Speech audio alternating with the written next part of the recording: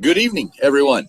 Welcome back. Another edition of two guys acting like they know about high school football. Absolutely. We know a couple of things, but that's probably about all. So if you're looking for real insider information, we've got some stuff for you, but we're just two guys who love Texas high school football, think it's the greatest high school football in the nation, of course, think it's talent all over the place, competitive from the small classes up to the big classes. Just something we both really enjoy. And there's nothing like getting together and talking a little ball on a Friday night. A little teaser for everyone. We are going to be back Sunday night because apparently me can't figure out dates on a calendar and realize the regular season starts next week and we were short a class, so we're going to squeeze class 6A in at the on Sunday evening. That'll hit at about 8 o'clock Central Time, 9 o'clock in the East again. May go a little easier. Keep your eye out on socials, my SEC, Sean, TikTok, Instagram, Facebook. And I'll update the time there. But right now, we're looking at this same time slot, but might go sooner based on what's going on. So that's just what's going on here. Let's go ahead and welcome in and bring in the other half of this partnership. Doug Jones down there in the Houston area. Know it's been brutally hot down there, buddy. Hope y'all are surviving. Hope the kids are all doing good down there. It's about go time, man. Dude, we're 1 week away, man. How you doing over there, man? We're doing pretty good down here. Yes, it is hot as hell, but that means, hey, it's okay though. Because football's in the air, brother. We're 1 week away. School is in session. I mean, I don't know about up in Ohio. I'm sure everybody's in school already, but kids started. I know Pearland started maybe 2 days ago. First day of school. I'm ready to rock and roll, man. I mean, I love talking high school football, Texas high school football. I mean, we're not the experts, but we do. I mean, we at least have a clue. That's about as far as I'll go with that. Yeah. So, but we love it. So, kids went back to school this week up here. Okay. But I'd have to do some looking. Excuse me. I think they started football games last week. Some places have, man. Tennessee and of course California and Georgia, yeah. Hello, Pico FNF. I like that, man. Appreciate you. Yeah. Welcome in. Appreciate you jumping in the chat. Got a question, or if you're familiar, just ask us a question about a team from Texas. Anybody in the chat. If you've got a team from Texas you're curious about in 5A, let us know. If you're not sure what classification, mention them. We'll let you know. If they're 6A, we'll tell you tune in Sunday. If they're 4A, 3A, 2A, or even 6-man football, we'll tell you go watch the past streams because we probably talked about them. So, hey, Jacqueline Rivera. Good to see you in the chat too. Anybody in the chat, if you feel so inclined, go like and subscribe. Hit like on the stream and subscribe to the channel. Before we get into the first classification, we've got all the channels for the WTP Sports scrolling across the top. Go like and subscribe all of them. They all have different information they talk about. Some talk, you got Notre Dame, you got Miami, you got a little bit of everything on everybody's channel. Yeah, cover everything together and do stuff too. I know this weekend, just a little side note, if you want, you can catch just college football news on Saturday at 10, and on Sunday, being based up here, there should be a lot of work for some people. Is Sunday is the Ohio State University preview episode. So, and then next Tuesday, of course, I know you'll want to tune in for this, Doug. Next Tuesday is Texas A&M's preview. I know you're a big glued. I'll be there, buddy. So, man, Artistically's back in the chat again. Good to see you back again this week, Artistically. He said Corpus Christi Miller was last week. He did say Miller was a sleeper, but then he saw their scrimmage and he said they need some work. Okay, they're gonna need another scrimmage, huh, buddy? Maybe. Scrimmage, that's what a scrimmage is for, man. Wait till they roll it out for real and see what happens. Coaches work on a lot of things in scrimmages. So, again, like I said, you don't win a scrimmage. There's a controlled scrimmages, Right. I did see Texas A&M's kicker out of this class was kicking 56-yarders in warm-ups. Okay. So I was pretty impressed with that. Of course, after seeing our kicking game for the past 2 years, I'd be impressed with me out there kicking. So, hey, you know what? Tonight, Dobie is scrimmaging Laporte right now. Oh yeah, okay. Yeah, I don't know who man was scrimmaging. I know we did Clear Falls last week. I don't know who we got this week. Okay. They're opening up with Clear Springs next weekend. I'll be there, Pasadena Memorial Stadium. All right, we'll have to figure out that and get you linked up and get you on your phone and give a little update here and there throughout the game. We'll figure that all out. We'll figure that out. Yeah. Oh yeah. So look, we've held the people attention for this long. Let's go ahead and give them what they came here for. 5A. Getting into the big boys. Division 2 is where we're going to start. There's 2 divisions. Man, did I really? I was trying to find it real quick, Doug. Hold on. I want to give everybody. There we go. I knew I had it. I just wanted to find it. Give everybody the breakdown of the classification enrollment sizes that we're talking about here. Okay. So 5A is 1,305 kids up to 2,214. So roughly 900 swing. Now, then you take that and you break it down. Division 2, which is what we're going to talk about first, would be 1,305 to 1,869 kids. And then, of course, Division 1 would be 1,870 to 2,214. So that's how the breakdown is. It'll be a little different in 6A. We'll explain that when we get to 6A on Sunday. 6A is a whole different animal, and I hate it, but it's what it is, so that's how it goes. So let's jump into Region 1. What do you got? What are you thinking at? What are you looking at? Well, I mean, like we were talking before the show, I mean, the first couple of districts, besides Palo Duro, they got like you said, they do have a player going to the University of Texas. Very smart kid, I have to say. Good choice. But we're going to skip right to District 3, I'm going to go ahead and say, man. Argyle and Lucas Lovejoy. These 2 teams, number one, got 2 the greatest coaches. So many great coaches in Texas, Sean, but the 2 Todds.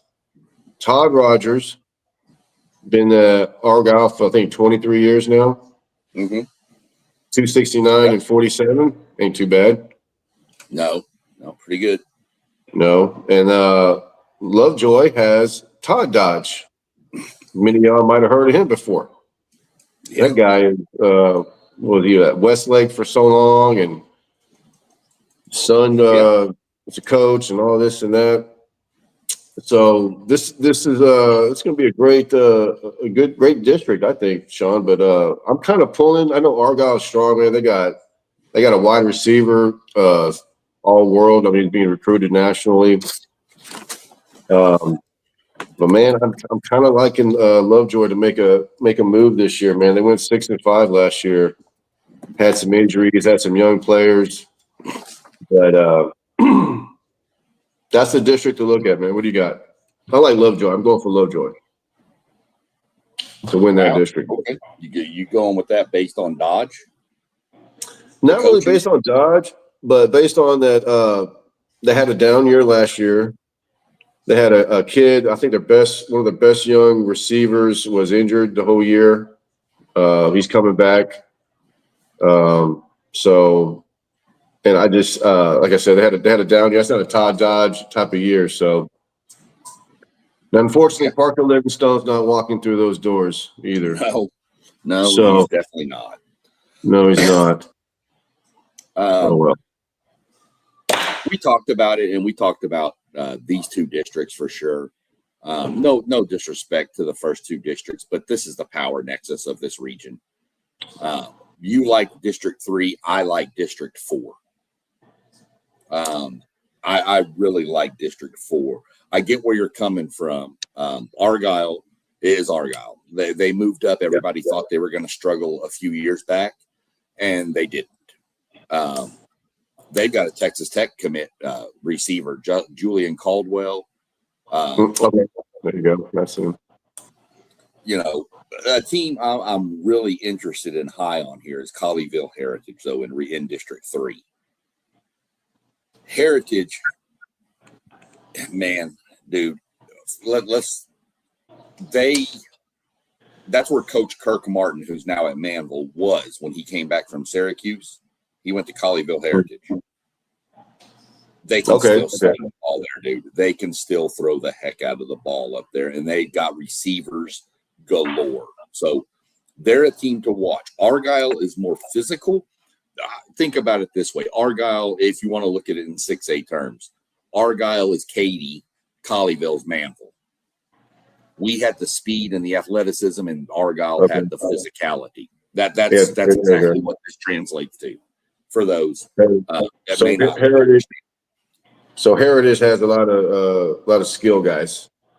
Yeah, dude, they're good. Yeah. They've got a stable of receivers, and they've got a quarterback, Lane Vargas.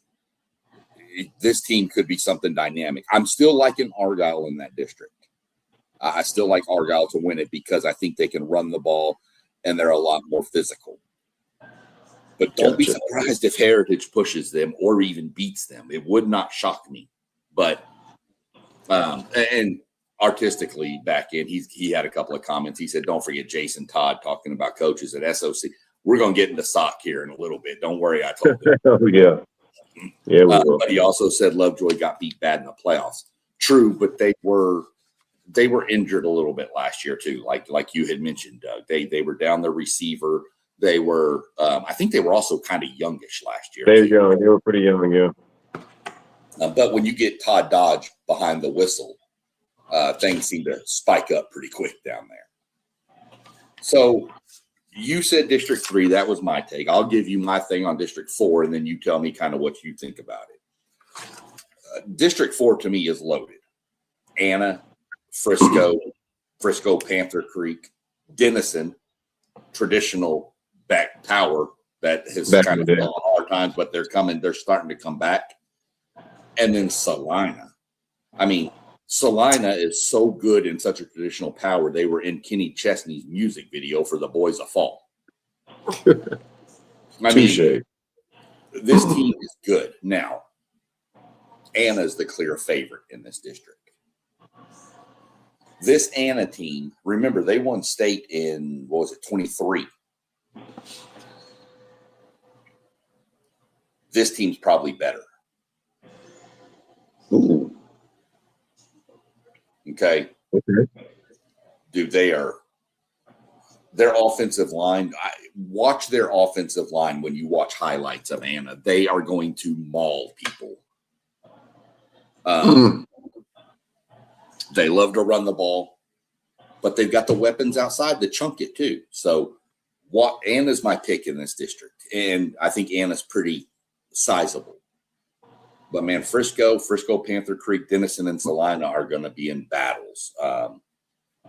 Prosper Richland is a team that's starting their first varsity season.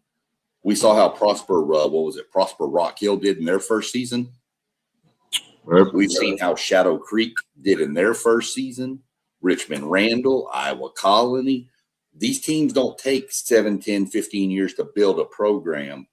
Not These anymore. teams are getting the ground running. So, watch them, but Salina's going to be real young this year. That's why I've got them. I've actually got Denison. Them and Denison and Panther Creek are probably all right there. Panther Creek, remember, is a move up from 4A. So they're getting into, do they have the depth? But they've got the skill to be there. In fact, Frisco has LSU running back Brennan Lacey is on the roster, and an Air Force wide receiver, Lowry Assel. So, I mean, they've got two studs right there on offense. But I'm going Anna to win this district. I think they're the team to beat.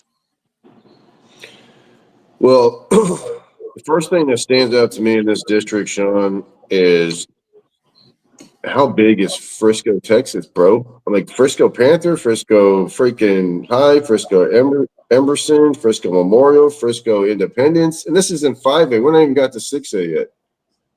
No, they got some 5A D1 schools too.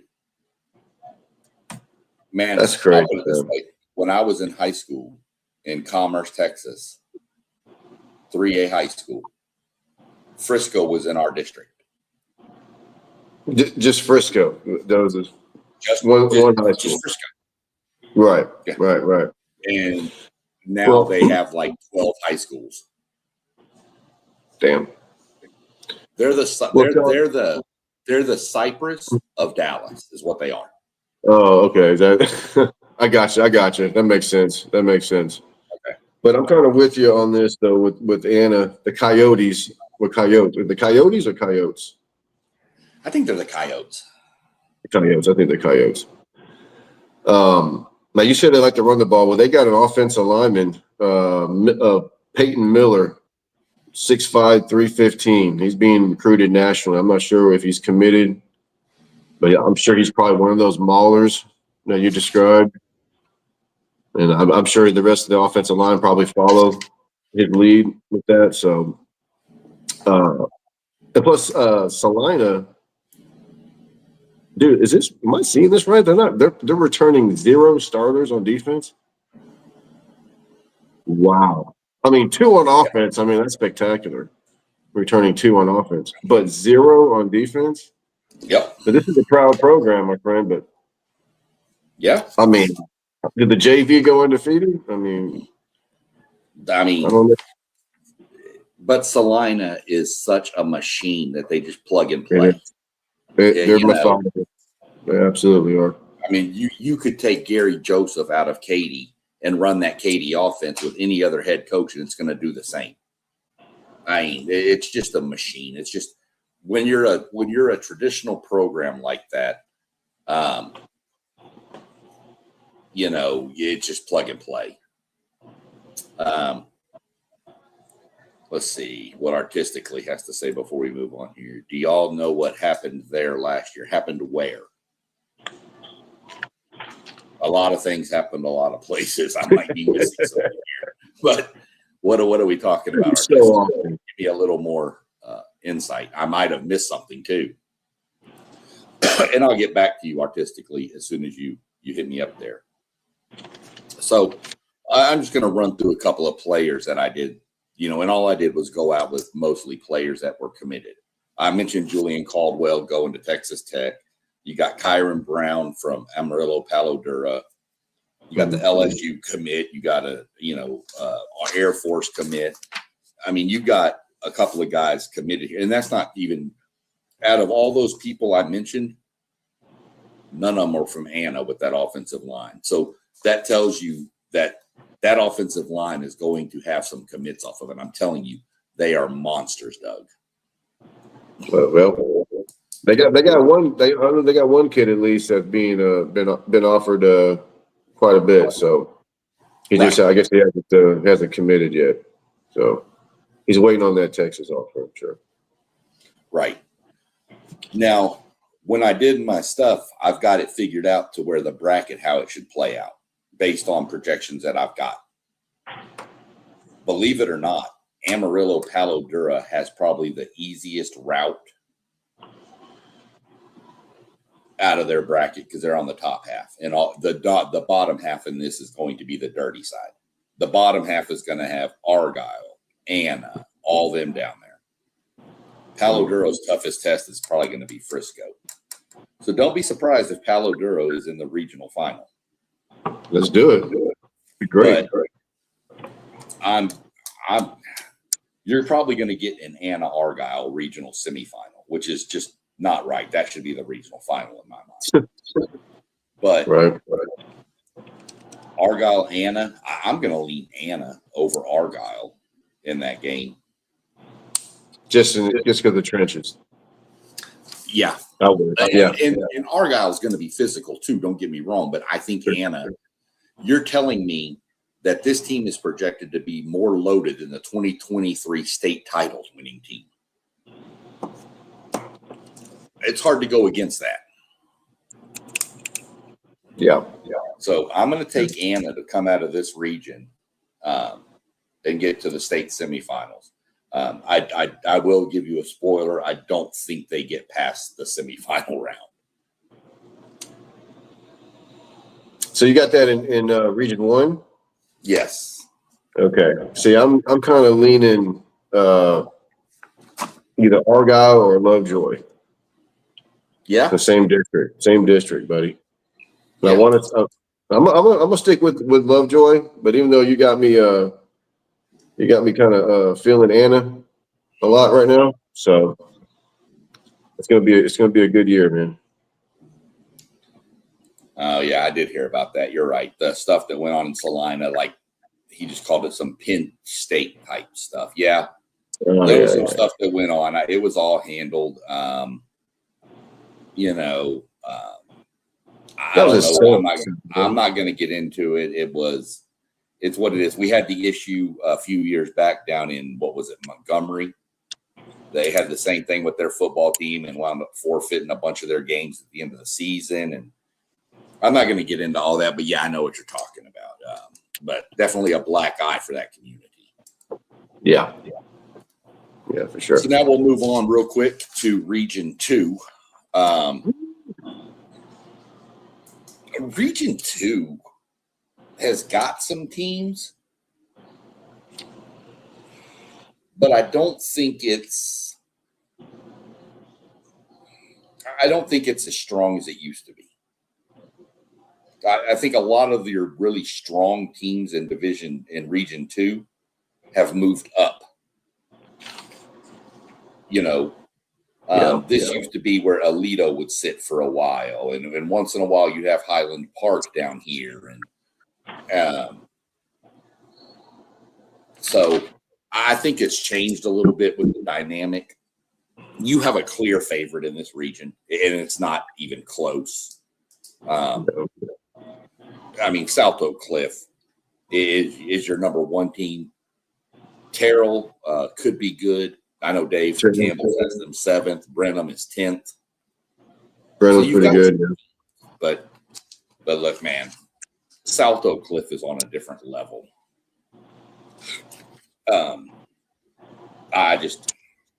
Completely different level. Even their uniforms are on a completely different level, Sean. Right. I will say this. If there's a knock against South Oak Cliff, which I know they're playing a tough non-district slate. Yes, they are. But their district is garbage. Trash. Dumpster. It's all the Dallas schools, man.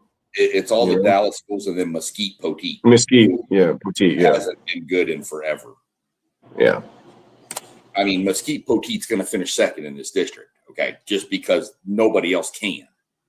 Right. But and that's why South Oak Cliff is playing. Oh, I'm sorry, man. Go ahead. No, go ahead. I said that's why South Oak, like you said, they're non-district. They're playing North Shore. Yep. I think they're going to play that game in Arlington. Let me see. They're having a big old bash. They have 2 non-district games. One's North Shore. I don't know who their other one is. Normally they play like a Skyline or a Lancaster or something like that. Duncanville. Oh, maybe it's Duncanville. It might be. They have to because their district is not going to test them at all. Look, 5 straight state championship games they've appeared in. They've won 3 of them. They're 3-2 in state championship games. They're the defending champion. Sean, who beat them? Who beat them twice? I know Port Neches beat them once, right? Port Neches beat them. Who else beat them? They played Port Neches like 3 times. Was it Randall? Did Randall get them? No, I don't think so, man. I know they beat Richmond Randall. Maybe it was Port Neches both times. I don't think it was twice. It could be. I'll have to look that up when I let you start talking for a little bit. Okay. He artistically said yes. I don't know if that's in relation to P&G beating him twice, or was it Randall? I thought Randall got him once and lost once. And then I thought P&G got him. I think it went P&G beat him. Then I think Randall beat him, and then they beat Randall. And they beat P&G in the state championship again. They played again, beat P&G. Right. And they beat, They've had some battles, man. But Dallas South Oak Cliff, I mean, they had a hell of a senior class last year, Sean. I mean, it's going to be tough because I think I remember I sent this to y'all during signing day, but I think they signed well over double-digit seniors, the scholarships last year. South Oak? Yeah. Oh, yeah, they did. South Oak Cliff, yeah, like well over double-digit seniors, and most of them went FBS and big schools and stuff like that. So that's going to be tough to replace. I think their quarterback is coming back. They got, of course, an awesome offensive lineman. I don't know if you've heard of him before, but he's a big boy named Brian Swanson, committed to the University of Texas. I figured. I mean, he had to be committed to the University of Texas. You weren't going to say it if he was an Aggie. So. Well, okay, got me there. But they're only returning 4 starters on each side of the ball. So I mean, it's gonna be tough. But it is. But they don't call themselves the Mecca for nothing, Sean. Right. Okay? Well, I mean, look. Let me put it this way: they're returning 4 on offense. One of those is Jaden Williams, the quarterback from last year. There you go. Let me just go ahead and say, artistically, here you go. Coach Todd is one of. I'm going to put Coach Todd in the top 5 coaching Mount Rushmore right now. When you go to an inner city school like South Oak Cliff and you do what he's done that nobody else, that talent has always been there. We know they've always had talent, but nobody could ever channel it, and he did. Coach Todd is amazing. How long has he been there? What he has done. 7 years, maybe 6. Wow. He was immediately got them better immediately. No kidding, dude. And just remember, when asked about his quarterback, Jaden Williams, he said he's probably a little more athletic than Kevin Jennings. Yeah, Kevin Jennings, who's at SMU. Right. Wow. So, okay. They've also, you mentioned 4 on both sides. On their defensive side, they're bringing back Isaiah, and I'm going to butcher his name, Udom, UDOM. Okay. This dude had 7 interceptions last year. Don't throw that guy's way, man. But because you've got somebody like that, you just tell that D line, which we know they have, pin your ears and go. All right. And they do, which forces the quarterback to throw it up, and he goes and gets it. The next weird stat here, you hear this one's for you. We talked about how bad their district was. They outscored their district opponents in 2025, 371-0. See, they get to play a lot of young players, though, so that's a good thing. That's another reason. That's why they get to stay healthy, play young players. You're building nothing but depth for the next year or injuries. Yeah. I'm not going to spend much more time on this this district. This is South Oak Cliffs, and it's not close. That's not even funny. Yeah, they did. They did do that. I knew artistically mentioned that. I don't know if it was yesterday or if it's tonight. It's happening, but I know that they were doing a tri-scrimmage with Sauk, Duncanville, and Cedar Hill. Yep. I was going to mention that actually. They did do that tonight. Was it tonight or I think it was last night. I think it was last night. Yeah. A lot of teams do like to do their last scrimmage on Thursday to give them that extra day off for the season next. Look, this next district, we're not going to spend a lot more time. This region runs through South Oak Cliff. If they don't win this region, it's going to be an upset. But Terrell sits here, who's 12-1, and they run that wing T, which is crazy. Their running back, Julian Ashley, 1,500 yards as a sophomore. Their defense is going to be their question. Texas High is always super talented and super good at chance. It just doesn't win. Yeah. I think they live to play and beat Arkansas High. That's like their whole life is to beat Arkansas High. I can remember 2-3 years ago, maybe 4, they were number 1 in the state in this class, 12-0, destroying everybody. Yeah, I think they beat Carthage in non-district. I mean, beat the hell out of Carthage in non-district that year. And got to the playoffs and lost in like the second round. Yeah, I know. It's weird, man. I mean, so don't sleep on Terrell. Terrell could be a little bit of an issue. What about Marshall, man? I drove through Marshall so many times, man. I mean, again, what's the problem? There's some, I don't know. There's some good teams in this region, but they're good. Then there's the elite. And there's only one elite in this region. Yeah. South Dallas.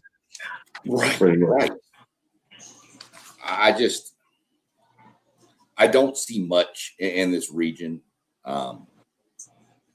I really just don't. That's going to compete with South Oak Cliff. Good teams, yeah. District championship teams, of course. I just don't see anything remotely close. How about the Cubs? Brenham's always scrappy, okay? You know, Brenham is always one of those teams that, again, though, they're kind of like a Texas High. I can remember a year, this is in the 2013, 14, 15 range. They were all world. Oh, Brenham's the number one team. Yeah. Brenham's. And I didn't remember that. Y'all played them, huh? Yeah, Manville destroyed them. I mean, and they were like, they were supposed to be this all-world team, and they wound up the regular season like 7-3. And then I think we met them in the playoffs, and we just throttled them. Yep. So yeah, that's it. But that'd be the only team that's gonna, I guess, play SOC for the region, maybe. Yeah. The question is, who's going to play SOC for the Region 1 championship? Well, based on how my bracket broke down, let me get back to the top half real quick. Where'd it go? I don't know where the top half of my bracket is. But either way, I'm looking at Brenham probably to come out. I think South Oak Cliff would get Terrell earlier. Okay. And I think they beat Terrell, but I really don't know of anybody else down there besides Brenham. Based on how the matchups fall, I'm going to go South Oak Cliff over Brenham. I think Brenham will get to the regional final. Okay, but I think I don't see them beating South Oak Cliff. Yeah, there's no chance. Yeah. And then, of course, that would put South Oak Cliff, in my mind, up against Anna, and in yours, it puts them against Lovejoy. And I've already seen what South Oak Cliff does to Lovejoy before. Yeah. At Parker Livingstone, South Oak Cliff beat them by like 60. I still think they beat Anna. I'm going to pencil in South Oak Cliff into the state championship game. And now who their matchup's going to be against, that's still to be determined. Because I would, if the regions were the same, we're going to jump into Region 3 now. If the regions were the same, I would, of course, take probably Richmond Randall with Landon Williams or Landon Callis Williams or Williams Callis, whatever, the Texas running back. But he's up in D1. They went to D1 this year. Yeah. So what that did was, I think that opened the road for P&G. Yep. You know P&G. You know how crazy that stadium is out there when they play. You know how rabid that fan base is. They travel no matter what. So go ahead and give me some thoughts that you've got on Region 3 here and what you're looking at. Well, I'm with you with P&G, Sean, and I can tell you firsthand. I'm sure I told you this before, man. I played a freshman B team game. Traveled there at Dobie. They packed. Half the freaking stands were full, Sean. They had a band out there and everything. It was beautiful. The varsity game, of course, was a sea of purple. I mean, it's great. I've been the great fans out there. I love Fort Natchez Groves. I think Bun Phillips coached out there many moons ago. Yeah. So, and they're all methodical. But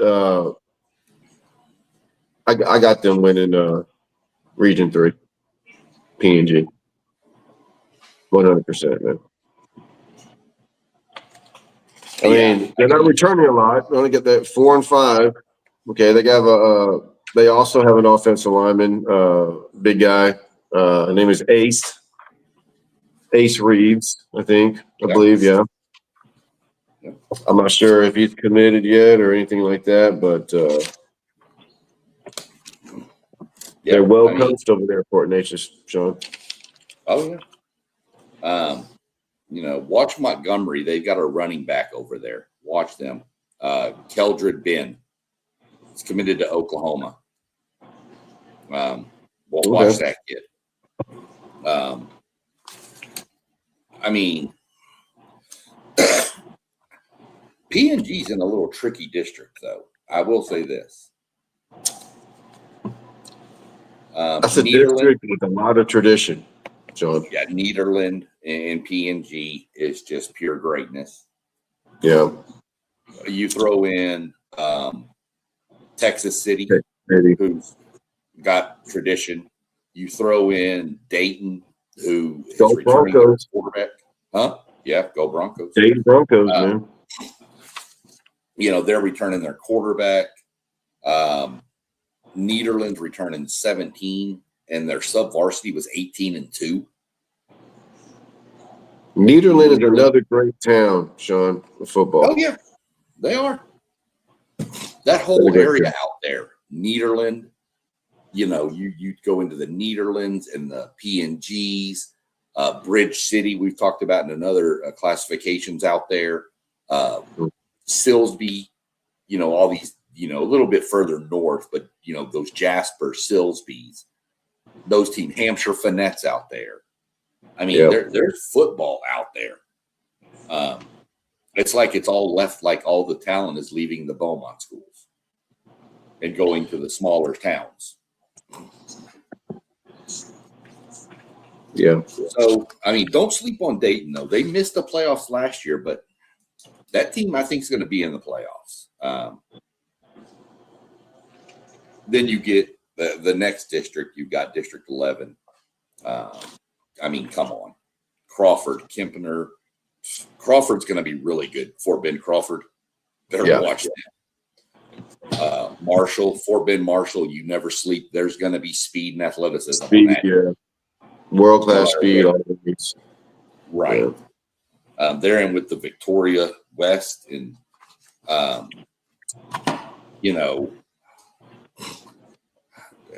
Bend Crawford, I think, only lost 2 games last year, and they were both, I think, to Richmond Randall.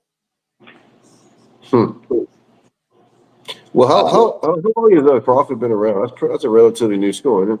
Yeah, it's new. Yeah. I think this is like their 3rd year of varsity. See, isn't that crazy? They have what everybody says is one of the best players in the state, in Alvin Mosley. He's a receiver committed to Ole Miss. 6'3", 190, 4'5". Yeah, 1,700 all-purpose yards and 31 touchdowns. And then you get into Marshall, who doesn't have their head coach anymore. Nope.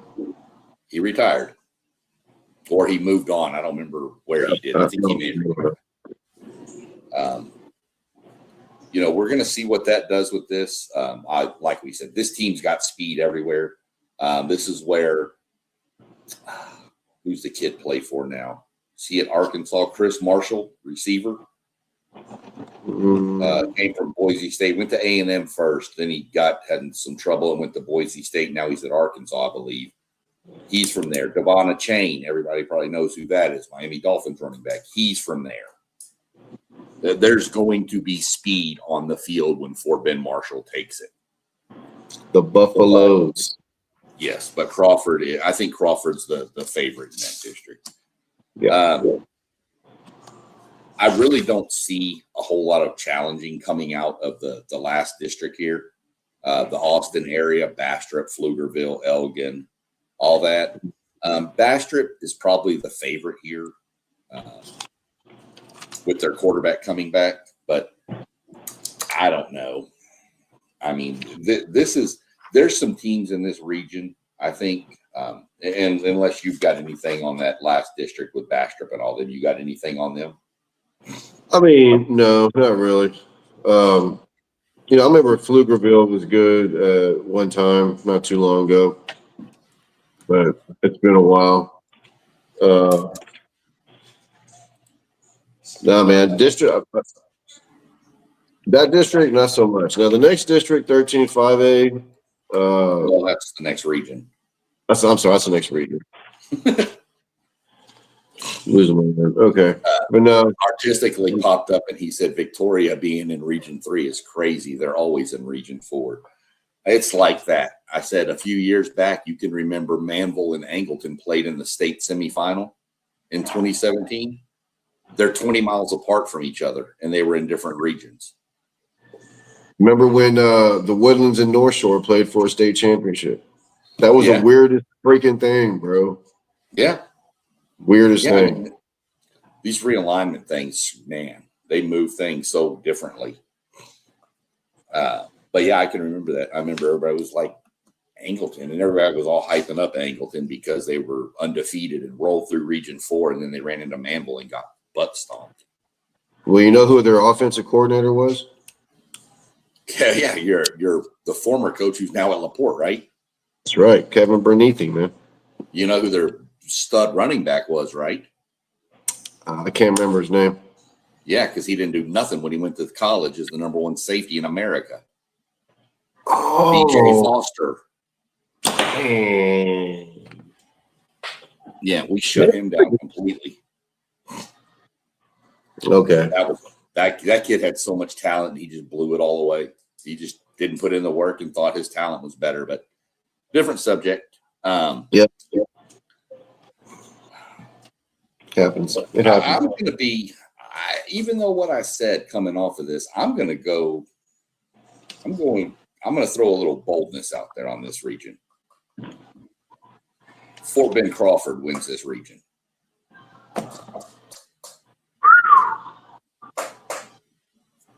Okay. Give me Fort Bend Crawford to win this region over P&G, but close. Close. I got them playing for the region for sure. But no, I'm going with those Groves Indians, man. And that's if I don't blame you, and then that's if the bracket falls right. If it happens that right now, give me P&G and Crawford in the regional final, but it could be that they meet in a regional semifinal.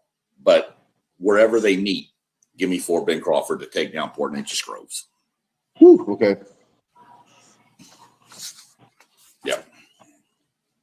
Yep. You got it. Yeah, I can't be chalky the whole time. No. But Fort Bend Crawford could have a hell of a run. They may have to go through Bastrop too. We'll squeeze through Region 4 real quick here. Bernie's probably the favorite here. Who? Bernie? Bernie. Yeah. I want to say Bourne for some reason. Yeah, it's Bernie. Is Bernie? Bernie, yeah. I mean, Boerne. Yeah. Yep. Bernie. Okay. But I mean, this region could be a little fun. You've got 5 teams in the top 13. You've got Bernie at 4, Alamo Heights, Liberty Hill at 8. Alamo Heights was 6. New Braunfels, the Unicorns, 9. And then one of my sleeper teams here, Gregory Portland. I don't know if you call a 13th ranked team a sleeper, but they haven't really been much. There used to be back in the day, if you can remember correct, and I know artistically, being from down there where I can almost bet you he can remember for sure the Cal Allen Gregory Portland game was always they were both normally undefeated going into that game, both ranked in the state, and it was always a dog fight. Mm-hmm. But Cal Allen has moved down while Gregory Portland moved up. So the crazy thing is I mentioned Bernie, Liberty Hill, New Braunfels, and Alamo Heights, along with Gregory Portland, were all ranked in the state rankings, right? Yep. Well, Bernie, Liberty Hill, New Braunfels, and Alamo Heights are all in District 13. Yep. So give me your take on District 13. That's the District of Doom here. It has to be. Yeah, it has to be. I'm definitely leaning Bernie. I want to say Bourne, but it's Bernie, which I believe, Sean, is a German town. It was founded by German settlers, which is why we drink so much beer down here, I think. But they are the Greyhounds, and they have a quarterback, Grant Sweeney. Supposed to be pretty good. First team all state, I want to say. 6'3", 200. I don't know where he's committed to, but he's supposed to be pretty darn good. Now, Liberty Hill, are they a slot team? Yep. That's the team that runs that slot team. They're one of the original teams that does it, yes. Wow, okay. And then, okay, yeah, that's going to be a tough district, bro. Well, here's the problem with Liberty Hill, too, though. Liberty Hill has opened a second school. They should have voted that down. Well, they're going to lose some of their depth. But, you mentioned Grant. They should have opted for a 9th grade center. You mentioned Grant Sweeney, the quarterback from Bernie. Right. I'm going to give you these numbers. These are his combined career stats. And I want to tell you how many years he's been the starter, okay? 4,200 passing, 4,296 passing yards, 39 touchdowns, 1,075 rushing yards, 19 rushing touchdowns. So a total of 5,371 yards and 58 touchdowns. Jeez. How many years has he started the quarterback position to get those numbers? Yeah. It's got to be at least a 3 or 4 year starter, man. 1. Was he a transfer? No, that was his first. That was his first season as a starting quarterback last year. So he was a junior. He probably was. He even a senior? Well, but think about it. Bernie has won this region 2 years in a row. So they've had good players already. So he probably had to wait his turn. It's kind of like being a running back at Katy. You have to wait your turn. Yeah. That's just one player. Time starter. Oh, yeah. Bernie's good. Dude, they got a D lineman had 128 tackles last year, man. 8 sacks. Yep. A D lineman, bro. Yep. Yeah, you have a real dual threat quarterback sitting there at Bernie. That's why I think they're the favorite. But even though I mentioned they opened a new school in Liberty Hill, that slot T is so hard. The problem is these teams have seen it for years because they've played Liberty Hill, so they know how to scheme against it. The slot T is super effective when you get into the playoffs, and teams that don't see it then have to prep for it. Yeah. But Bernie, Alamo Heights. Don't sleep on Alamo Heights, though, man. No. Don't sleep on them. New Braunfels was good too. They reached the regional final in Division I last year, and now they fell to Division II. So don't sleep on New Braunfels. The Unicorns, man, they got some magic up their sleeve. Let's see who else we got here. I don't know that we really have another district that's going to challenge that one. The Gregory Portland squad is probably the chief challenger outside of that District 13. You got 14 starters coming back. They're in a very weak district, though. So we'll see what happens. Corpus Christi Ray is a team I'm really watching. The problem is they're implementing the slot T. Oh, okay. So, but he has a quarterback who's a hell of a throwing quarterback in Trip Thompson. So how's he going to balance this? He loves to run the slot T, but he has a quarterback who can throw the hell out of the ball. So what gives? I mean, because if you run the slot T and you can throw the ball, you might have a problem on your hands trying to defend that. Oh yeah, well, all you're gonna get is one-on-one matchups too. Usually, well, and you know that offensive line knows how to block if they're blocking for the slot T. They know leverage. So that's going to team to watch. The Valley has some teams, Mercedes and stuff like that, but they normally get in the playoffs, make it to the second round, and then get smashed. Yeah, it's been a while since we've seen a real threat or anybody come out. But you're right, Mercedes, awesome artistically. You're right, they are the best team. The problem is, I don't see them getting past the second round. They're going to run into one of those San Antonio schools, a Liberty Hill, an Alamo Heights, somebody like that who's going to beat them. But Mercedes is the best team from down there for sure.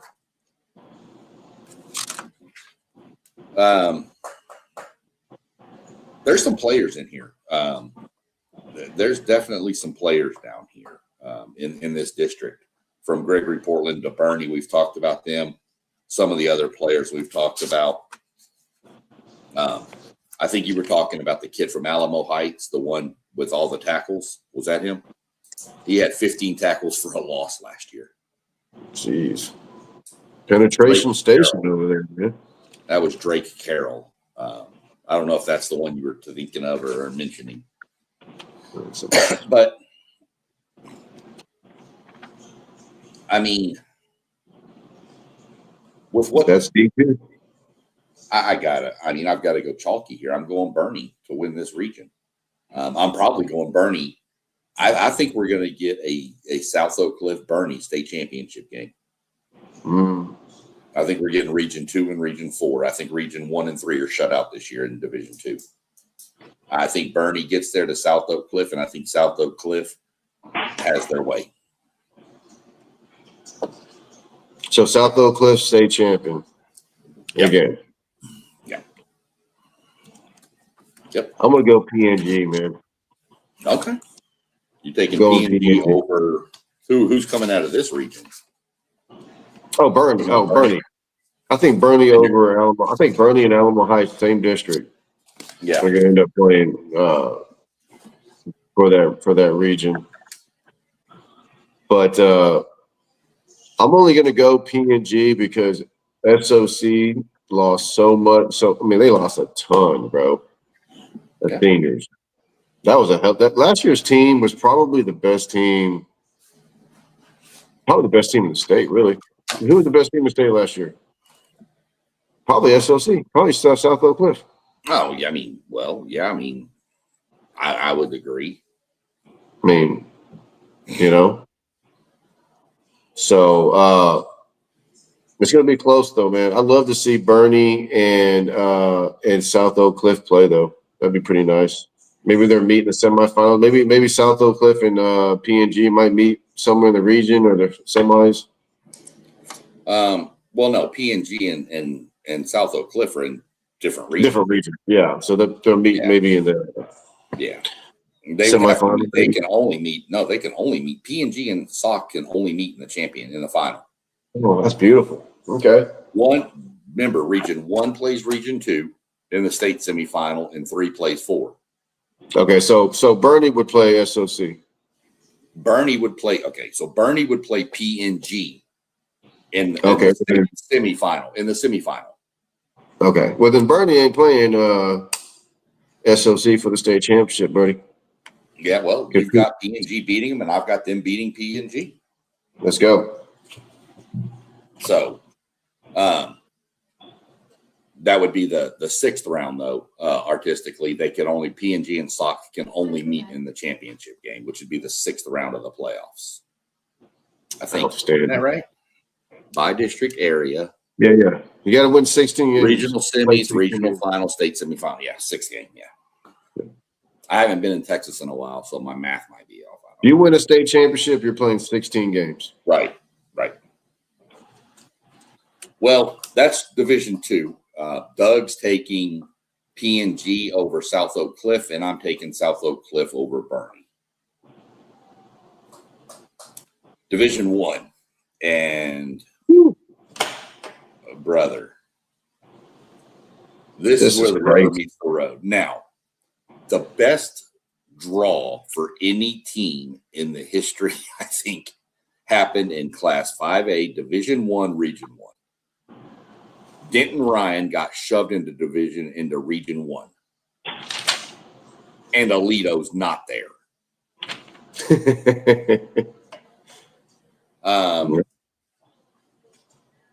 Look, we're not going to – this is one region we're going to get through pretty quick. This is Denton Ryan, and it's Denton Ryan in the field. Denton Ryan is loaded. I'm not even the El Paso schools. I mean, I love the El Paso schools when they're good, but let's just call it what it is. Yeah.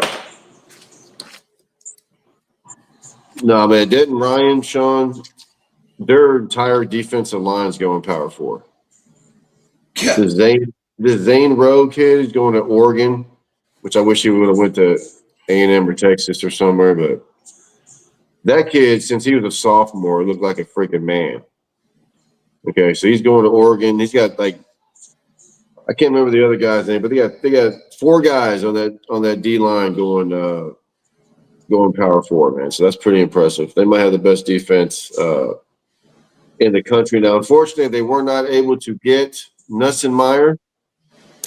UIL said no, we're not doing that. Integrity. Yeah. So that's going to hurt them. But I don't know who they have at quarterback. I don't know. They usually get somebody. I mean, they're going to have a quarterback. Let's just call that what it is. And let's just go ahead and be real. I mean, their defense is going to keep them in every game anyway. Yeah.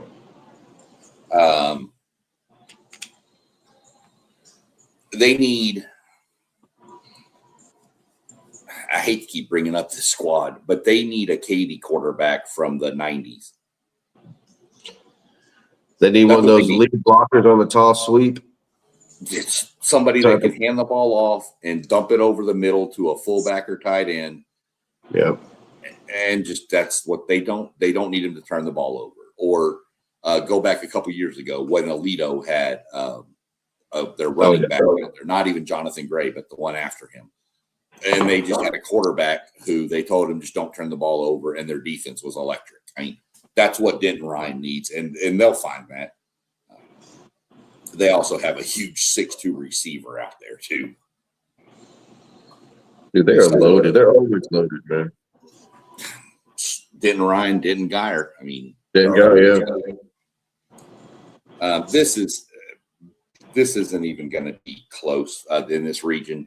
I just think we straight up. I mean, I'm going straight Denton Ryan here. I don't want to spend a lot of time on a region that just doesn't. To put it in perspective, when I look at the districts, I actually think the toughest district is District 2 with Abilene, Lubbock, Monterey, Amarillo, Friendship, and Tascosa. Abilene's pretty good.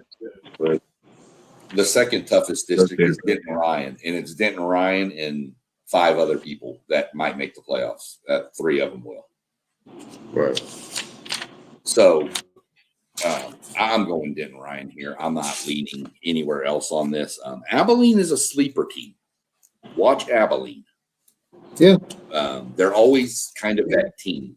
And I see Denton Ryan beating them in the regional final, by the way. Right. Me too. That's how I got it. I don't have a lot of faith in the rest of that region. But now, son, region 2. Oh, no. Mm-hmm. I'm just going to ramble off. This is not any ranking system at all. It's just something I put together. I kind of put them in what I think would be the order if I was ranking. Okay, let's start off with DeSoto. Then we look at Frisco Lone Star, perennial playoff team, deep run team. Oh, hey, here's Highland Park. Richland, up and coming. Melissa has been good. Lancaster, tons of skill. Cedar Hill, traditional power. Frisco, really good. I mean, come on, man. This region is so stacked. Your obvious number 1 team here is DeSoto. But looking at District 5, go ahead and look at District 5. Tell me what you see there. Dude, I see Frisco Lone Star. Those guys got they might have the most talent of any team, man. They got so many players. Their quarterback, I think he's only a junior, I want to say, but he's highly regarded. They always got wide receivers, defensive guys. They got a ton of all-state guys. I like Frisco Lone Star a lot, man. This year, and again, 1, 2, 3, 4, 5. They got 6 freaking schools. Frisco. Yeah, here, buddy. That's not counting the other ones that were in Division 2. That is insane. Yeah, I told you they're the Cypress of Dallas. Yeah. But besides them, I mean, Melissa, I mean, they're moving up. Team. Yeah. They made D2 state semifinals last year. But Lone Star, man, Trey Wright is the quarterback. He's outstanding, man. Yeah. They got a ton of players, bro. I like Frisco Lone Star a lot. Yeah, looking at District 6, Lone Star is my pick in that district too. They're stacked. District 6, again, I'm not spending a lot of time here. The UIL loves Highland Park. They put them in the easiest things they can ever put them in. When they were in 6A for a year or so, they put them in the weakest district up there. I don't know. It is what it is. They're really good. They're solid coach. Okay, it's great. I mean, that's fine. They're a great program. Absolutely. But the team that people need to watch out for, not that they're going to beat Highland Park, but Richland. Watch Richland. 11 starters back on defense. Good and Lord. 6 offensive starters. They've got a UCLA committed running back. So watch Richland. I'm not saying they're going to beat Highland Park, but they could push them, and they could even make some noise in the playoffs. So watch Richland. One thing I want to mention about Highland Park real quick. I'm not going to spend a lot of time on them, but keep an eye on quarterback Buck Randall. Oh yeah. He is on pace to break Matthew Stafford's passing records at Highland Park. Get out. So, watch him. That's going to be something that needs to be tracked, that we need to see if he can beat that record. That's a hell of a name, dude. Buck Randall. Yeah. Good name. Yeah. Quarterback. So, a sleeper team in this district is Garland, Naaman, Forest, dropping down from 6A and returning 8 on both sides of the ball. And they have Raylan Deal is a TCU committed an athlete. Good. Definitely another district here, District 7. I mean, a bunch of Dallas ISD schools. Tyler's mixed in there for some reason. Yeah. The Mesquite schools, which are on the east side of Dallas. Again, not much to see there. West Mesquite's your team to beat here. West Mesquite. Tyler had some tradition back in the 90s, man. Yeah, they're getting better. Earl Campbell's from Tyler, Texas. So. Right. And Tyler always going to have skill talent. Crandall is another sleeper team here. They've got a receiver committed to Vanderbilt. So watch Crandall, but Crandall has struggled for a little bit due to there's the depth and whatever. But being in this district, watch Crandall. Crandall could be sneaky here. And then, I mean, come on, Yeah, I'm just going to quit being a coach. If I pull up my realignment packet and I'm in this district, District 8, I'm just retiring right there. I'm done. Yeah. Put my papers there. Yeah, DeSoto, Lancaster, Cedar Hill, Mansfield, Summit, Midlothian. I mean, Midlothian. Yeah. The most unfair move, DeSoto moves down to Class 5A after winning 3 of 4 state championships in 6A Division II. Yeah. Oh, and they have a pretty good running back. Might be the best recruit in the country, possibly. Best running back, possibly. I don't know. Landon down there got something to say about it. I take Landon. I take Landon, anyways. But this kid, Sarah, dude, did you see what he did against Southlake Carroll last year in the playoffs? Dude, go check out a scrimmage highlight of the other night.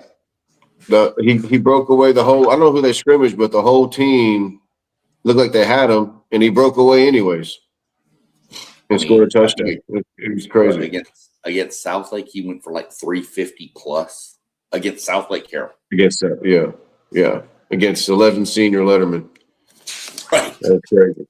But DeSoto moving down to 5A, man, that's scary. That's scary for those 5A guys. But man, they're gonna run into some pretty good teams in the playoffs. I think they're gonna be surprised a little bit. It's gonna remind them a lot of 6A, I think. But man, yeah, that district is gonna be a banger, man. I mean, I got DeSoto winning that sucker, but Cedar Hill, Lancaster. I want to say North Shore is playing Lancaster this year too, but DeSoto, Sean, to open the season next weekend, I think it's August 29th on ESPN2. They're playing St. Thomas Aquinas of Florida, a private school, #1 team in the state of Florida, which for some reason they like to mix their public and private, which is weird. California does the same stupid crap. I'm a little concerned about this game, Sean. I mean, I like these out-of-state matchups. I'm not big on the public versus private because people just don't get it. They think it's the same thing, and I'm telling you, it's not. It's not even close. And people want to cherry pick. Oh, well, this team beat this team. Blah blah blah. Dude, I'm telling you this, Sean. The last 10 years I've been watching it. I know you don't like to bother yourself too much with this. I get caught up in it because I'm a sucker with these people talking all this trash. But I'm telling you, Sean, the last 10 years I've been watching this. When you see an elite public school playing an elite private school, one of three things are going to happen. The private school is going to blow them out, or the private school is going to win or lose a close game. You're never going to see the public school just completely annihilate the private school. You know why? Because these are scholarship kids that they get. I mean, these are like they got FBS kids in almost every position. Now, I know St. Thomas Aquinas has an offensive lineman, Matthews. They got some Notre Dame commits and all that.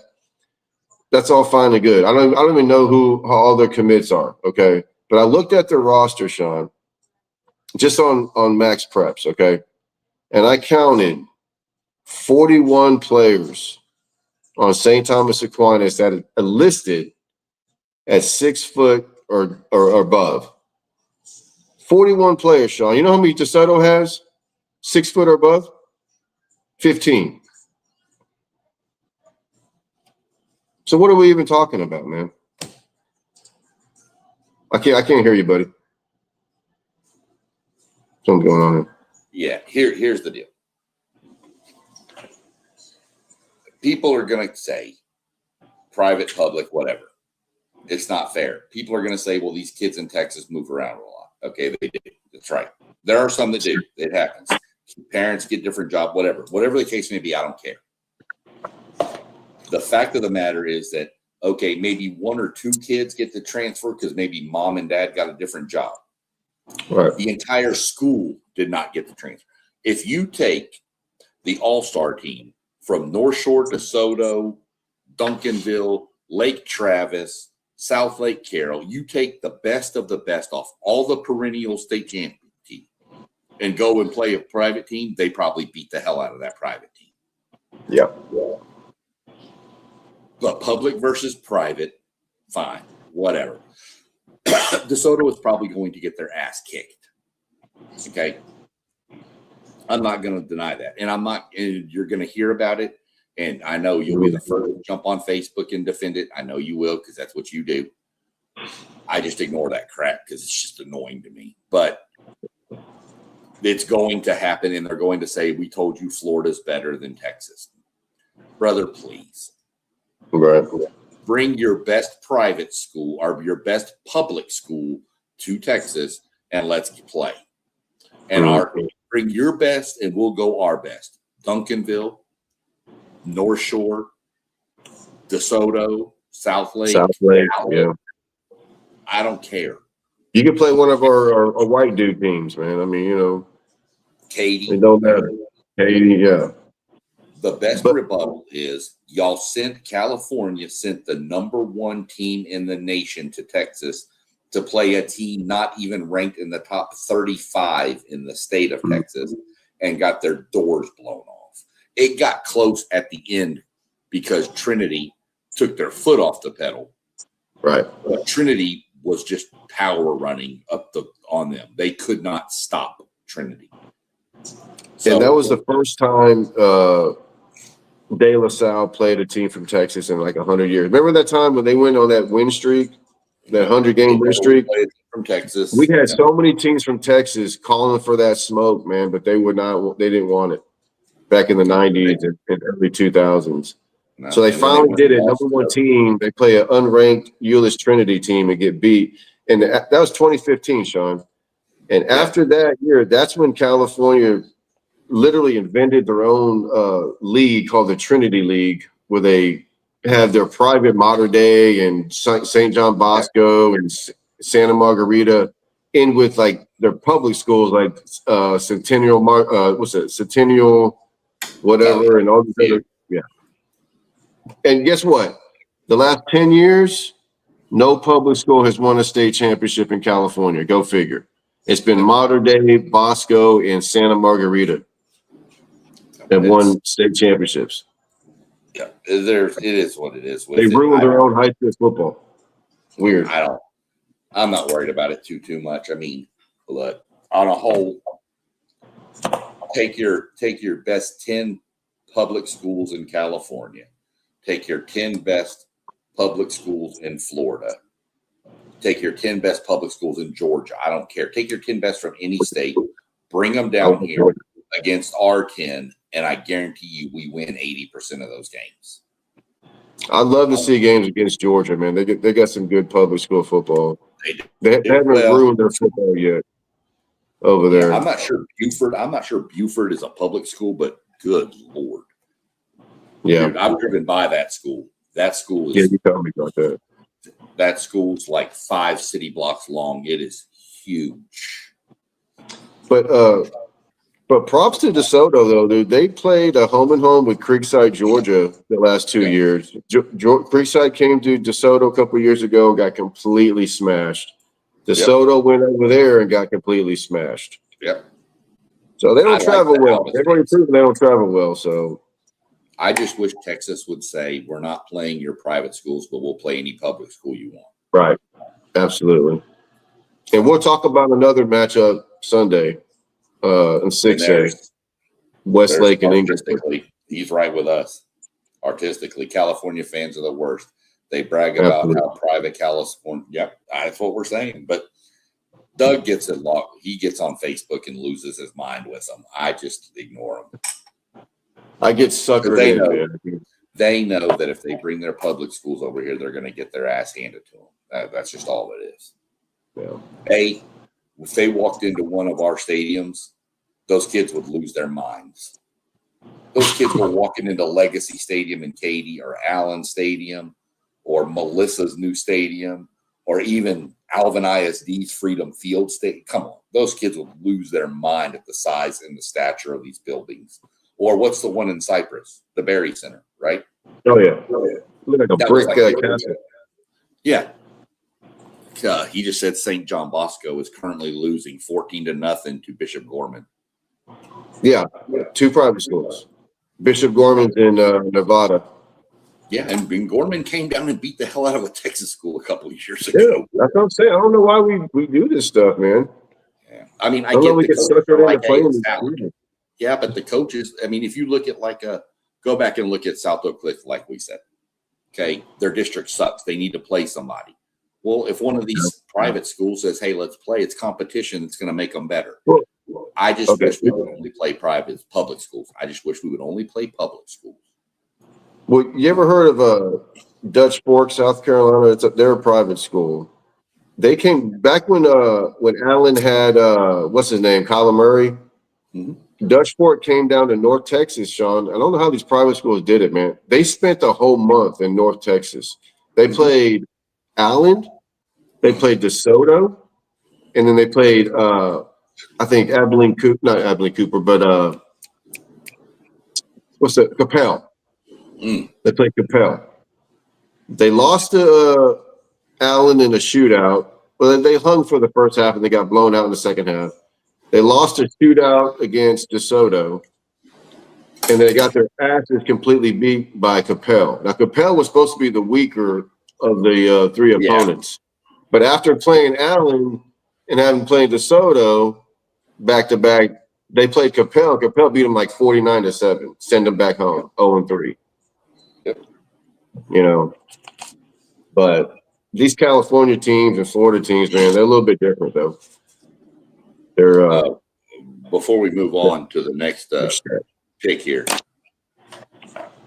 Tyler High. Well, they got an Oregon commit at running back. Who? Tyler. Sedarius McMiller.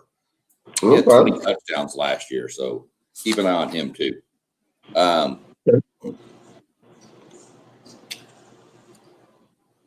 Man, this region is I love DeSoto and Sarad Baker and their defensive line. But they've lost some people off that team too. Yeah. Richland's going to be really good. Frisco Lone Star is going to be really good. Yeah. Who are you taking in this region?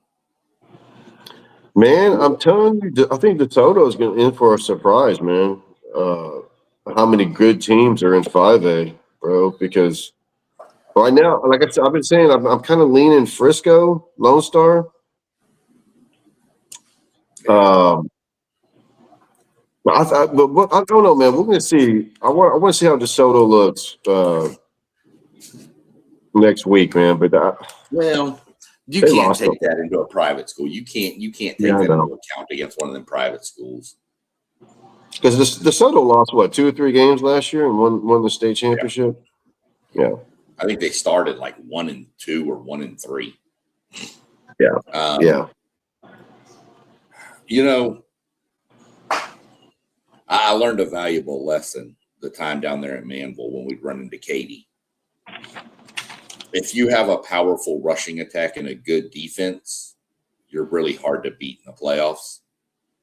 I'm going to lean DeSoto over Lone Star very close, but won't be surprised if it flips and Lone Star wins. But I'm going to lean on DeSoto with that running game and the defensive line that they have. I think DeSoto on both lines is going to be much better, and they're going to be able to wear teams down by running the ball. So I'm going to go DeSoto very close over Lone Star. See, I'm kind of torn with this, man, but I think I'm going to lean DeSoto with you, man, because they do have a good defensive line. I think they got a Texas Tech commit on there. And Coach Mathis has done a great job, man. And I'll hand it to them. They'll play anybody. So, I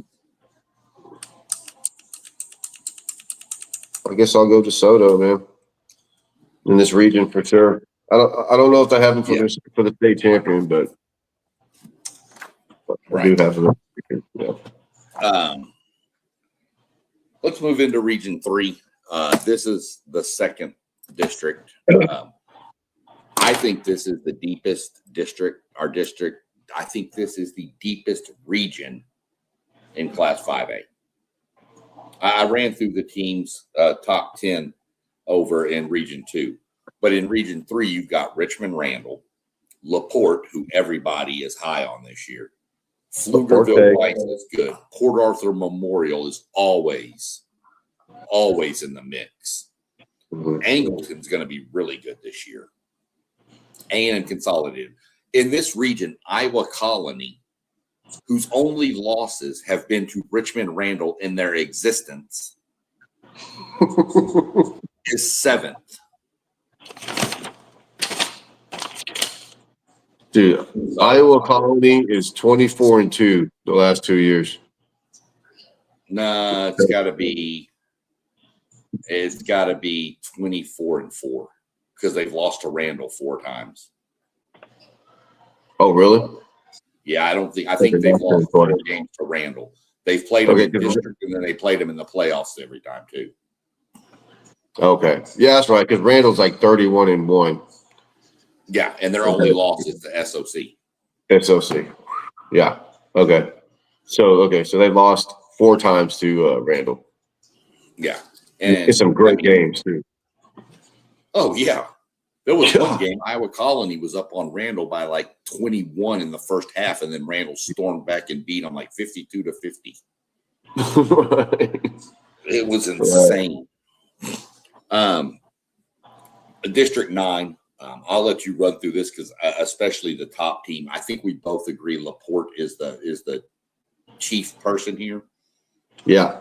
Yeah, Laporte, brother, which happened to be hate to bring this up, Sean, but they were our 5A Division 2 or 1 Yeah. state champion yeah, last I was year. They lost in the first round. trying to avoid that. Yeah, well, they're returning 7 on offense and 5 on defense. They got a running back, Sean, that's really, really good. Sean Simon was a 4.4. Sounds like a good kid. Yeah, Got a great name. it does, man. Sean Simon. Well, their coach is one other than Kevin Bernithi. Used to coach at Dobie for a few years. Got to meet the man myself. Big Irish guy. That guy could coach the football, Sean. Yeah. He's a damn good right. coach, man. Yeah. And I tried to convince him, dude. His last year at Dobie, I said, hey, man, I shook his hand and said, you don't have to go anywhere. You can just stay right here. Yeah. So I appreciate that. So I appreciate that. I said, thank you, sir. Next year he left, but whatever, man. Yeah. Yeah. It's LaPorte, man. It's a one-horse town. They got money. They got a beautiful, brand new stadium. And they're a damn good football team, Sean. So, Yeah, we've played them. Yeah. Yeah. And they got a bunch of really good kids, man. They got a bunch of really good – they look like Katy kids, to be honest with you, man. They don't look like, North Shore or any of this other stuff. But, yeah, I got Laporte winning that district. And then between PA Memorial and Lufkin coming in second, maybe challenging a little bit. But yeah, Lufkin is one of those teams. I just don't know what to ever think of Lufkin. Not anymore. No. Laporte, yeah, you're right. We had him pegged as the district or state champion last year. That didn't work. But I also didn't see them losing in the first round either. I think Laporte is going to be really, really good this year. You mentioned it. You mentioned Port Arthur Memorial. Look, Port Arthur Memorial, I'm going to tell you this, has never lost a football game getting off the bus. No, they haven't, man. Those dudes are huge. And let me tell you something. They know it, and they intimidate you when they come to the stadium. Well, let me say they tried. They tried with Manville when we played them over in Channelview. They look good, man, but y'all killed them. We had Shane McCarley that year at quarterback. Right. And we had the Romero brothers, both like 6'7", 340. And they had this all-state defensive end. They had this all-state defensive end, and they came right up to the 50-yard line and started chanting at the quarterback, and like, Shane, we're going to get you. First play of the game, Travis Romero pancaked the one guy, gave him a concussion, and put him out of the game. Nice. But dude, they were scary. They were because and their uniforms are like dark black and red or something like that. Look, Doug, when we come off the bus, we are not a team that you want to see come off the bus. We are stacked. Manville was. Yeah. They intimidated the hell out of us, dude. I was like, what in the – So, yeah. For sure. Laporte's the favorite there. I think you do watch Port Arthur Memorial. I'm not sold on Lufkin. I think Lufkin has too many questions on offense to do anything. Yeah. I'm not even messing with District 10 5A. That's the Houston ISD. Houston Madison's probably just because somebody has to win that district. Be wise. You gotta walk through those doors. Yeah, no. But then you get to District 11, brother. District 11 is brutal. That's a good district, brother. Richmond Randall, Angleton. Oh, real quick, since we're talking about Richmond Randall, artistically popped back in and said, does Randall have the depth to compete in 5A D1? I will say yes, because they were big enough last year to be in 5AD1, but the numbers were from 2 years ago. Yeah. So they really have the same numbers that they did 2 years ago. But so I'm going to say yes, and especially because you're not jumping. If they were jumping from 5AD2 to 6A, like what Manville did this past couple realignments ago, Manville went from D2 to 6A.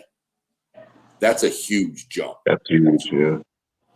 But going from D2 to D1, Randall will be fine with the depth to compete. In my mind. Plus, when you have a running back like Landon Williams-Callis, you probably have enough depth. That's not done yet. He hasn't signed papers. He's going to Texas, brother. Look, I'm stopping at Buc-ee's every chance I get so that old Beaver Applin can throw a bag at him. He gets some free beaver nuggets, free gas, whatever that kid wants. Richmond Randall's your favorite in this district. Yeah. But brother, Angleton, Iowa Colony, Friendswood, another Katy high school, Katy Freeman. Katy's got about 9. I think Katy has 11 high schools now. Nuts. There's your Victoria East. South Houston and Pasadena, brother. Yeah. There's some travel here. That trip from South Houston to Victoria is not going to be fun. No, it's not. Look, Richmond Randall's the team. We've talked about them enough already. They're 13-1. You mentioned Landon Williams-Callis. Come on, he's got 7,500 rushing yards in his career. I mean, Angleton. This is the story on Angleton. Angleton, and this goes back for years. They've had good teams. They had a team in 2000 and I want to say 10 that was state championship caliber, number one team in the state all year long. Had one of the jammers or one of them over there. Yeah, maybe he was playing quarterback, but they put him on kickoff return against Manville, and he rolled his ankle and sprained it and was out, and they lost their first round playoff game because the coach, dumbass, put him on kickoff return. Okay. Injuries always seem to bite them at the wrong time, and that's what happened last year. Angleton was really good last year, and then they had just a slew of injuries, and they fell apart. I think they're second best in this district. But yeah, see, here you go. Yeah, Iowa Colony, 24-0 over the past 2 seasons, except for when they play teams named Richmond Randall. Right.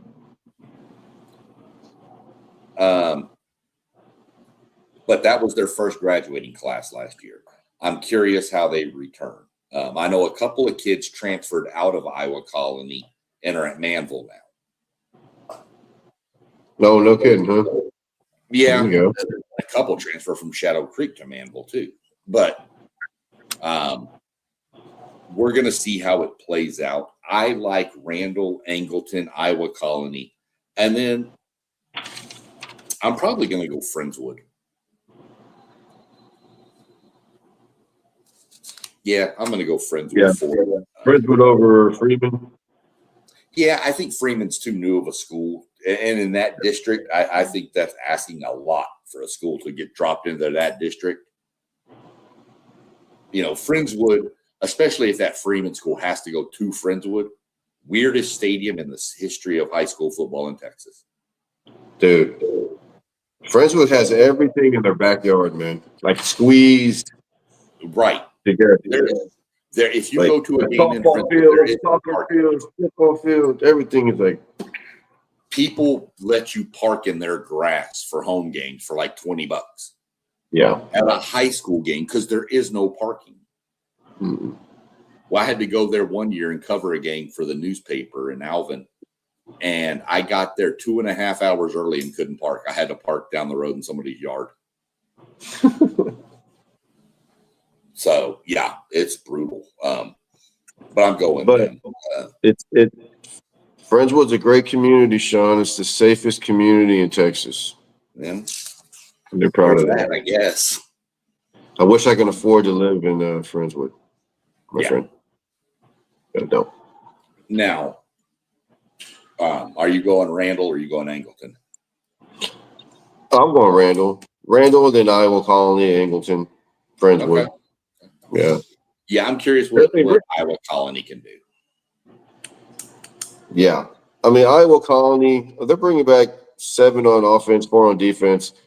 Randall's bringing back 14 starters, but you all know the main guy is the running back.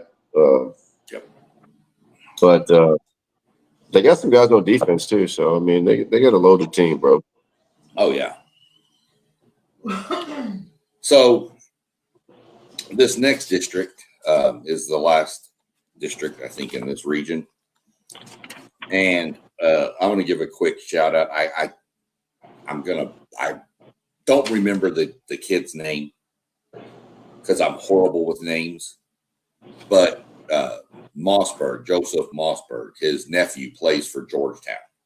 Yep. He's I think he's a sophomore this year, maybe a junior. But he plays down there, cornerback, safety, I think. I know he's a defensive back.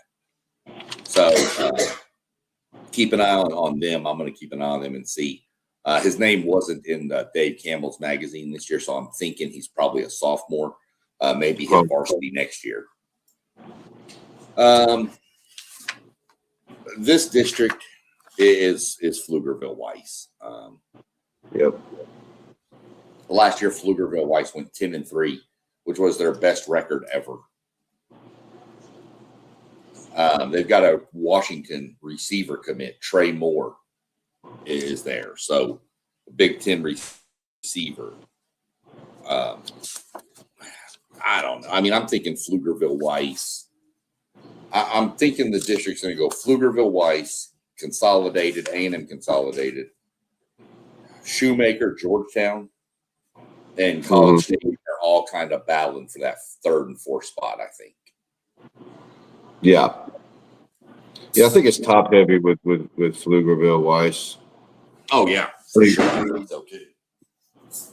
Now, interesting about Pflugerville, Sean, if people don't know where Pflugerville is, yeah, they're between Austin and Round Rock. Mm-hmm. And you know what they like to say over there, right, man? Go ahead. They like to say that we're stuck between a rock and a weird place. That's right. They have T-shirts that say that. That's brilliant, man. And where do they play football? Round Rock? No, they play football at the Field. It is what? PF. It's got a P in front of field.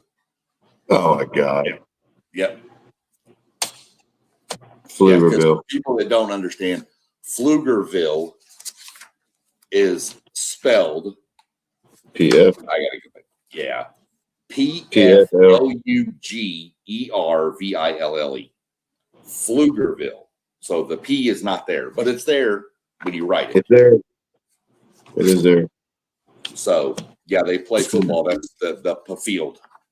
The field, okay. Between a rock and a weird place. That's where they're Round Rock and a lie either. Definitely not a lie there. What's crazy, when I looked at this and I had it set up with the playoff brackets, you realize the first round playoff game we can get if things hold to form is A&M Consolidated at Iowa Colony. Oh, damn. Okay. Yeah. That should be a pretty good one.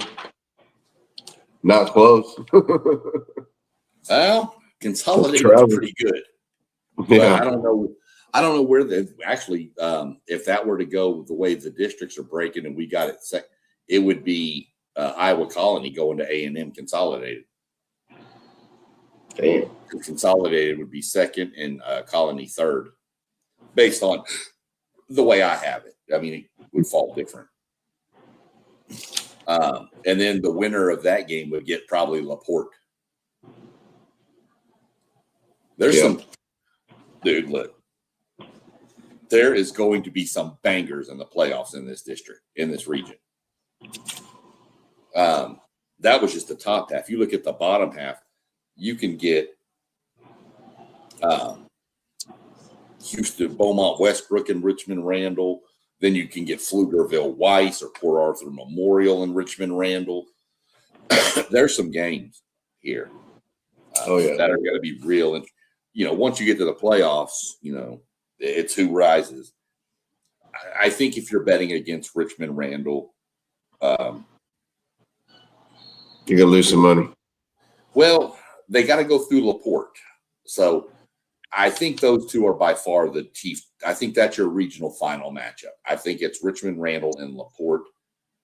I'm honestly taking Randall, and this sounds stupid because they've only been around for like 6 years. I'm taking them based on experience. And pedigree. LaPorte hasn't been there in a while. LaPorte hasn't been there in a long time, man.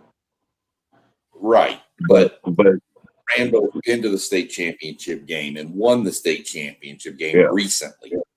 So I'm thinking I'm going to lean Randall over LaPorte. And plus, LaPorte, you screwed me last year. I'm not taking you. Sure did, man. And if you ever get to watch LaPorte play, man, they run Bernithi runs his own version of the wing tee. Yeah. It's a little bit different. I can't explain it. I'm not a coach. But I know talking to some coaches that they struggle, like some DCs struggle, or they did before, struggle lining up against it. At least back when he was in Angleton as the OC in Angleton and all that, I was hearing stuff like that. They're having trouble lining up against his offense as far as alignment goes. You just have to have a DC in the defense that know their assignment. We played assignment football against them. They still ran the ball pretty well against us, but they could get 2 or 3 yards, but then they'd miss a pass. or we'd stop them behind the line. And once you put that offense behind the chains, it's hard for them. Unless they can throw it. And Angleton never really could throw it consistently. You put them in passing downs, man. You got them. Yeah. So I'm going to go Randall over LaPorte in this region for sure. Yeah, me too.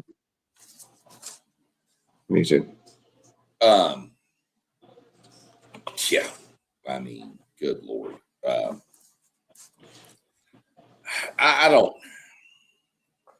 I think Region 4 this is another region that has a clear favorite. Yes, sir. And it has to be Smithson Valley. Yep. The Rangers. Are they back-to-back state champions? Yes, sir. Are they 24-25? Yeah. I knew they won it last year. I couldn't remember if they won 24 or not. And Sean, I want to ask you something, dude. Because I swear they took like a 10 years off or something that you didn't really hear much about Smithson Valley. Before you did, I remember, early like 2000s or 20, whatever. They were really good. And then you just didn't hear much about them for like 10 years. Mm-hmm. And now they're back. Well, remember where Smithson Valley is, north side of San Antonio. Right? Yes, sir. The good side of San Antonio, if you will. They built a bunch of schools out there. Piper. There's just a bunch out there. There's a bunch of high schools that got built that took some away. I think Smithson Valley fell down into the 4A range for a couple of years and then started coming back up. Yeah, they did. But hey, they're back. I'll take a 10-year hiatus to go back state champions. Dude, you're not kidding me, man. And they got a quarterback, Ty Knutson with a K.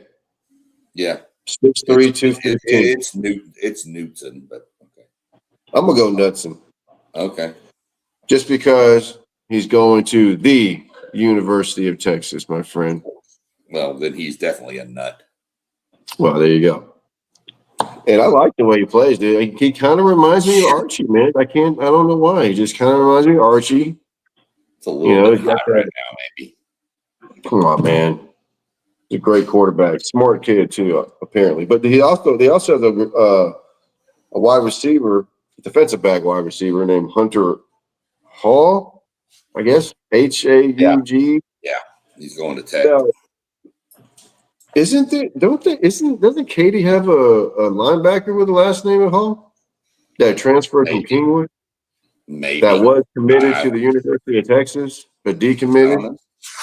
Mate, I'll have to look that up when we get to 6A on Sunday. Tune in. Kind of upsets me, man. But Yeah. no, man, I like Smithson Valley a lot this year, Sean. To be honest with you, man. I think can they three-peat? I don't know. They got to mess with DeSoto this year. Yeah, but To I do mean, that, maybe that's right. Maybe, but right The now, difference. But here's the difference too, though. You say that, okay? DeSoto's going to be beat up getting there, dude. Smithson Valley's not. you ain't lying, brother. That's a good point. That's a good point, man. Yeah. But I'm gonna go Smithson Valley, man. Yeah, I'm going Smithson Valley, and then I'm taking the other Bernie school to come in second. Champion. And I'm going to go with a move up here, and I'm going to go Seguin to make the playoffs in this district. Let's go. I'm going to go Seguin. A move up takes fourth place over a Manor team that dropped down from 6A. Or Manor, I guess is how they call it. Manor, yeah, man. Oh, look, good old Lockhart, man. That's the barbecue capital of Texas, right there. Right. Lockhart. Artistically back in the chat real quick said that I'm sure he's talking about Smithson Valley would have the potential to play Randall in the state semifinal and then DeSoto back to back. True. The problem with that is, like I said, Randall and DeSoto have much tougher paths to get to that state semifinal than they got to play some people. Smithson Valley's main challenger is Bernie Champion in my mind. So there's really nobody. Then you run into a bunch of the Valley and some of the San Antonio schools. San Antonio J would have been better, but their quarterback left and is now at Seguin. Yeah. Hopefully Smithson Valley's scheduled up on non-districts. Hopefully they're playing some people next week and the week after. You know, I'm getting a little bummed here because I'm thinking that Dave Campbell's just quit running the app. Really? Nothing's updated. There's no schedules. Oh, wait, hold on. I lied. I looked yesterday and they weren't there. They're there today. So, who are we talking about? Smithson Valley? Yeah. Yeah, keep talking about some other teams in this region. I'm going to look up Smithson Valley real quick. Well, I mean, besides Smithson Valley, I mean, honestly, Sean, I'm kind of leaning Smithson Valley to win state again, man. Because I just like you said, I think DeSoto, they just got a lot on their plate, dude. I mean, they're going to Florida, and then and of course they're going to play. They're still going to play Duncanville. Yeah. You know, they play them every year. Right. I don't know if they're playing SOC this year. Probably not. But no, man, DeSoto they got a tough road, man. I think Smithson Valley, they're going to be healthy. Bro, Smithson Valley's non-district is Cinco Ranch and San Antonio Sotomayor. Is that a joke, dude? What is it? No, dude, I'm Is that serious. real? Yeah, I think it's a new school in San Antonio. Damn, what the hell, Smith Valley? I mean, Are they gonna be ready or what? it's Smith Yeah. Valley. They're going to do what they do anyway. They play Let's great see. defense, man. They play really good defense, brother. RGV 5A moved up to 6A. Yeah, that's true. And McAllen Memorial. Yeah, that's probably the best Valley team in 5A. Is McAllen Memorial. Yeah, that's what I'd agree with that. I gotta hope that Corpus Christi Carroll does something this year. That would have been the high school I went to had I stayed in Corpus Christi, and instead of moving to Commerce. Yeah, I would have gone to Corpus Christi Carroll. Bro, you went from South Texas to North Texas, bro. That's it's also the high school that Salina would have attended. Salina. Yeah. No. So got to give a shout out to Corpus Christi Carroll. Corpus Christi. This is Flower Play. Yeah. Yeah. I mean, I don't know that anybody else is ready to compete with him. Bernie Champion is the chief challenger. In my mind, Flower Bluff is going to be the best team in Corpus. That is for sure. Artistically, I don't have any doubt with that. I need to look at that real quick while he said that, because I wanted to look at the Carroll district or Corpus Christi district. Veterans Memorial is going to be good again this year.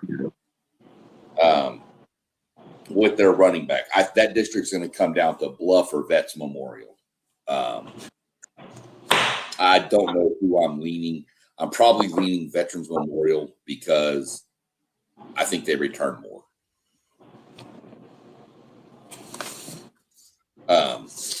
Not return more, but they didn't lose as much. Flower Bluff lost a big class. So I'm going to go Smithson Valley meets Bernie Champion in the regional final, and Smithson Valley beats them. And then I'm going to go Richmond Randall beats Smithson Valley and takes on DeSoto. I think that's who I had. Mm-hmm. And then I'm going to take Randall to beat DeSoto in a battle of the running backs. Nice. See, I want Randall. Man, I got Smithson Valley, man. Winning it all, huh? 3 Yeah, winning all 3-peat. Why not? Because I don't think DeSoto is going to make it there. No. You know? We'll see. We'll see. They got too much. But Randall, yeah, I like Randall a lot because they don't have to mess with SOC this year, so I know they're happy about that. Yeah, that gets us through 5A. Go ahead. What do you got? No, I was going to say, would it be Smithson Valley? Would they be playing Randall in a semifinal? In the semifinal. Okay. Yeah. Okay. And then DeSoto would play probably Denton Ryan in the other one. Or maybe Lone Star. Oh, yeah, or Lone Star. Yeah. Lone Star, Frisco, Lone Star. Yeah. Okay. So there's 5A. 5A's done. Got about 4 minutes left. 6A is going to be a whoo boy. Hey, artistically, we got about 4 minutes left before my timer kills. So I'll get into that on Sunday. They're talking about they're trying out the replay system completely in Texas high school football. So they're taking it out. No, they're trying it. They're seeing about using it more than just the state championship games. Oh, okay. Good. So definitely come back on 6A night, Sunday night. We'll get into that a little bit. I was going to bring it up tonight, but I figured 5A might take us a little longer than normal because there's just so many good teams in 6A. 6A, we're going to probably have to cruise through a little quicker. We'll see. But we'll get on to it. Like I said, keep an eye out for all of the social media channels, SEC Sean, YouTube, TikTok, Instagram. You can see me. You can find me on Facebook. You can find me and tune in for the time frame. But we're looking at probably the same time frame, 9 o'clock Sunday night. So Eastern time. Appreciate everybody in the chat. Appreciate artistically all the insight and the knowledge and the questions you were dropping. Appreciate Thank you, Ortiz. with me, Doug. We'll link back up and get it going again Sunday night, and we'll get into the big boys before the season starts. Yes, sir, man. Let's do this. All right. Have a good night, and we'll catch up Sunday. All right, man. Talk to you soon, buddy. All right. Peace. Bye.